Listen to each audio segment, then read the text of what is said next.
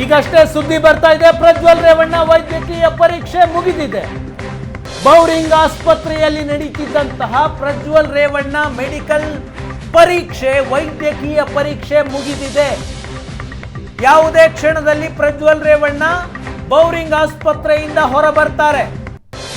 ಪ್ರಜ್ವಲ್ ರೇವಣ್ಣನನ್ನ ಆಸ್ಪತ್ರೆಯಿಂದ ಮತ್ತೆ SIT ಕಚೇರಿಗೆ ಕರೆತರಲಾಗುತ್ತಾ ಅಥವಾ ನೇರವಾಗಿ ಕೋರ್ಟ್ಗೆ ಕರೆದುಕೊಂಡು ಹೋಗಿ ನ್ಯಾಯಾಧೀಶರ ಮುಂದೆ ಹಾಜರುಪಡಿಸಲಾಗುತ್ತಾ? ಪ್ರಜ್ವಲ್ ರೇವಣ್ಣ ಮೆಡಿಕಲ್ ಟೆಸ್ಟ್ ಮುಗಿದಿದೆ. ಬೇಸಿಕ್ ಮೆಡಿಕಲ್ ಟೆಸ್ಟ್ ಅನ್ನ ಮಾಡಲಾಗಿದೆ. ಕೆಲವೇ ಕ್ಷಣಗಳಲ್ಲಿ ಆರೋಪಿಯನ್ನ ಮೆಡಿಕಲ್ ಟೆಸ್ಟ್ ಮುಗಿಸಿ ಹೊರಗೆ ಕರೆದುಕೊಂಡು ಬಂದು ಕೋರ್ಟ್ಗೆ ಹಾಜರುಪಡಿಸಲಾಗುತ್ತೆ ಎನ್ನುವ ಮಾಹಿತಿ. ಕೋರ್ಟ್ನ ಮುಂದಿನ ದೃಶ್ಯಗಳನ್ನು ನೋಡ್ತಾ ಇದ್ದೀರಿ.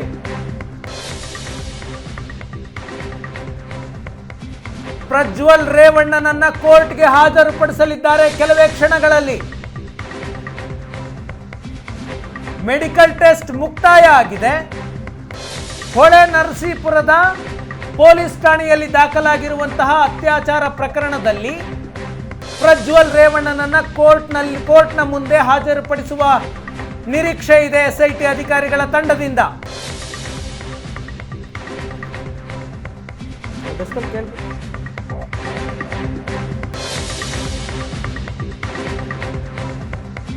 ಪ್ರಜ್ವಲ್ ರೇವಣ್ಣನನ್ನ ಮೆಡಿಕಲ್ ಟೆಸ್ಟ್ ಆದ ನಂತರ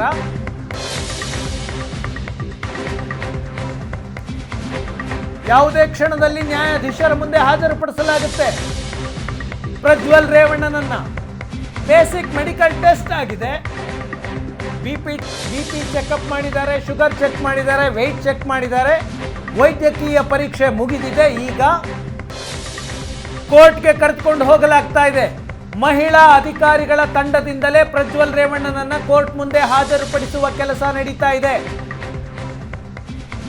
ಅರೆಸ್ಟ್ ಮಾಡಿದಾಗಿನಿಂದ ಹಿಡಿದು ಪ್ರಜ್ವಲ್ ರೇವಣ್ಣನ ತನಿಖಾ ಪ್ರಕ್ರಿಯೆ ಎಲ್ಲವನ್ನೂ ಮಹಿಳಾ ಅಧಿಕಾರಿಗಳ ತಂಡವೇ ಮೇಲುಸ್ತುವಾರಿ ಮಾಡ್ತಾ ಇದೆ. ಸುಮನಾ ಪನ್ನೇಕರ್ ನೇತೃತ್ವದ ತಂಡ, ಸುಮನಾ ಪನ್ನೇಕರ್ ಮತ್ತು ಸೀಮಾ ಲಾಟ್ಕರ್ ಇಬ್ಬರು SP ದರ್ಜೆಯ ಅಧಿಕಾರಿಗಳ ತಂಡ ಪ್ರಜ್ವಲ್ ರೇವಣ್ಣ ಪ್ರಕರಣದ ತನಿಖೆ ಮಾಡ್ತಾ ಇದೆ. ಕೋರ್ಟ್ನತ್ತ ಪ್ರಜ್ವಲ್ ರೇವಣ್ಣನನ್ನ SIT ಅಧಿಕಾರಿಗಳ ತಂಡ ಕರೆದುಕೊಂಡು ಹೋಗ್ತಾ ಇದ್ದಾರೆ. ಕೋರ್ಟ್ನಲ್ಲಿ ನ್ಯಾಯಾಧೀಶರ ಮುಂದೆ ಹಾಜರುಪಡಿಸಿ ಆರೋಪಿಯನ್ನ ಪೊಲೀಸ್ ಕಸ್ಟಡಿಗೆ ನೀಡುವಂತೆ ಮನವಿ ಮಾಡಲಿದ್ದಾರೆ SIT ಅಧಿಕಾರಿಗಳ ತಂಡ. ಒಂದು 10 ದಿನ SIT ವಶಕ್ಕೆ ಕೊಡಿ ಅಂತ ಅಧಿಕಾರಿಗಳ ತಂಡ ಮನವಿ ಮಾಡುವ ಸಾಧ್ಯತೆ ಇದೆ.